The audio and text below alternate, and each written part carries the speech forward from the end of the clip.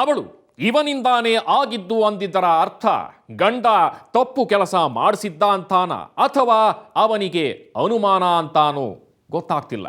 ಇವ್ರ ಅತ್ತೆ, ಇವ್ರಮ್ಮ, ಇವ್ರ ಅಕ್ಕ ಎಲ್ಲ ಬಂದು ಅಕ್ಕ ನಮ್ಮ ಜಮೀನು ಐತೆ, ಇವ್ರ ಜಮೀನ್ದು ಐತೆ ಅಂತ ಹೇಳಿದ್ರು. ಟ್ರಿಪ್ಗೆ ಹೋಗಿರೋದು ನಿಜ. ಇವ್ರ ಜೊತೆ ನನ್ನ ತಂಗಿ ನನ್ನ ಮಕ್ಳು ಎಲ್ಲ ಹೋಗಿರೋದು ನಿಜ. ಇವ್ರು ಕರ್ಕೊಂಡು ಹೋಗಿರೋದು. ಇವ್ರನ್ನೇ ಕೇಳ್ರಿ. ಇವರೇ ನಮ್ಮ ಮೇಲೆ ಅನುಮಾನ ಕಟ್ಟಿ ಮನೆ ತುಂಬ ಜಗಳ ಮಾಡೋರು. ಅಣ್ಣಂಗೂ ನಿಂಗೆ ಸಂಬಂಧ ಐತಂತ ಇವರೇ ಇದು ಮಾಡಿದ್ರು.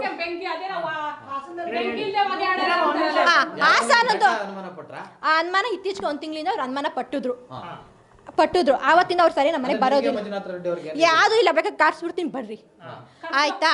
ಇವ್ರು ಅನುಮಾನ ಪಟ್ಟಿದ್ರು. ಆಯ್ತು, ಇವ್ರ ಅಕ್ಕನೆಲ್ಲ ಕರ್ಸು. ಈ ಅನುಮಾನದಿಂದಾಗೆ ಶೋಭಾಗ ಅನುಮಾನ ಹುಟ್ಟೋ ಹಾಗಾಯ್ತು. ನಮ್ಮ ನಡುವೆ ಏನಿಲ್ಲ ಅಂತ ಇವಳಂತಾಳೆ. ಆದರೆ ಶೋಭಾ ತನ್ನ ಗಂಡ ದುಡಿದಿದ್ದೆಲ್ಲವನ್ನೂ ಈಕೆಗೆ ಇವಳ ಕುಟುಂಬಕ್ಕೆ ಹಾಕ್ತಿದ್ದಾನೆ ಅಂತ ಆರೋಪಿಸ್ತಾ ಇದ್ದಾಳೆ. ಆ ಬಗ್ಗೆ ಈ ಭವ್ಯಾಳನ್ನ ಕೇಳಿದ್ರೆ ದುಡ್ಡಿಸ್ಕೊಂಡಿರೋದು ನಿಜ, ಆದರೆ ಅದಕ್ಕೆಲ್ಲ ಲೆಕ್ಕ ಇದೆ, ನಾವು ತೀರಿಸ್ಬೇಕು ಅಂತಾಳೆ. ಎಷ್ಟೋ ದುಡ್ಡು ಇಸ್ಕೊಂಡವ್ರೆ, ಕೇಳ್ರಿ ಇವ್ರಿಗೇನೆ.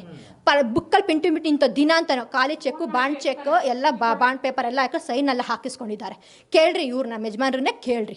ಸುಮ್ಮನೆ ಅಂತ ಅಯ್ಯಪ್ಪ ಎಲ್ಲ ಜಮೀನು ಆಮೇಲೆ ಎಲ್ಲ ಪಿಂಟು ಇಡ್ಕೊಂತೀನಿ. ಅಷ್ಟು ನಡೆದಿರೋದು. ಬರೋರು ನಿಜ, ಅದನ್ನ ಯಾಕೆ ಸುಳ್ಳು ಹೇಳ್ಬೇಕು? ಬರೋರು. ಒಟ್ಟು ನಾನು ಒಂಟಿದ್ದ ಮತ್ತೆ ಯಾವತ್ತೂ ಬಂದಿಲ್ಲ, ಇವ್ರು ಇದ್ದವಾಗ ಬಂದವ್ರು. ಕೇಳ್ರಿ. ಇವಳು ಹೀಗಂತಾಳೆ, ಅವಳು ಹಂಗಂತಾಳೆ. ಮಂಜುನಾಥ ಮಾತ್ರ ಸೀನಲ್ಲೇ ಇಲ್ಲ. ಆವಪ್ಪ ಸತ್ಯ ಹೇಳ್ತಾನೆ ಅನ್ನೋ ನಂಬಿಕೆ ಶೋಭಾಗೆ ಉಳ್ಕೊಂಡಿಲ್ಲ. ಅವನ ಏರಿಯಾದಲ್ಲಂತೂ ಆತನ ಬಗ್ಗೆ ಒಳ್ಳೆ ಹೆಸರೇ ಇಲ್ಲ. ಹುಡುಗಿರ್ ಚಟ ಅವನಿಗೆ ಜಾಸ್ತಿ ಇದೆ ನಿಜ ಅಂತಾರೆ. ಈಗ ಶೋಭಾ ಇವನಿಲ್ಲದೆ ಬದುಕೋದೇ ವಾಸಿ ಅಂತ ಹೇಳ್ತಿದ್ದಾಳೆ. ಆದರೆ ಹೋದಲ್ಲೆಲ್ಲ ಹೆಂಡ್ತಿರನ್ನ ಮಾಡಿಕೊಳ್ಳೋ ಈ ಮಂಜುನಾಥ ರೆಡ್ಡಿಯನ್ನ ಸರಿಯಾಗಿ ನೋಡ್ಕೊಳ್ಳಿ. ಇವನ ಬಗ್ಗೆ ಹುಡುಗಿರು ಹುಷಾರಾಗಿರಿ ಅನ್ನೋದು ಅವಳ ಕಳಕಳಿಯ ವಿನಂತಿ. ಈ ಬಗ್ಗೆ ಎಲ್ಲ ಮಂಜುನಾಥ ರೆಡ್ಡಿ ಏನಂತಾನೆ? ಅವನ ಬಗ್ಗೆ ಮಾಡಿರೋ ಆರೋಪವನ್ನ ತಳ್ಳಿ ಹಾಕ್ತಾನ? ಆತನ ಕತೆ ಕೇಳೋಣ ಅಂತ ಮೊಬೈಲ್ಗೆ ಸಾಕಷ್ಟು ಟ್ರೈ ಮಾಡಿದ್ವಿ. Number switch off. ಈಗ ಮಹೇಶನ ಕುಟುಂಬ ಕೂಡ ಮನೆಯಲ್ಲಿಲ್ಲ.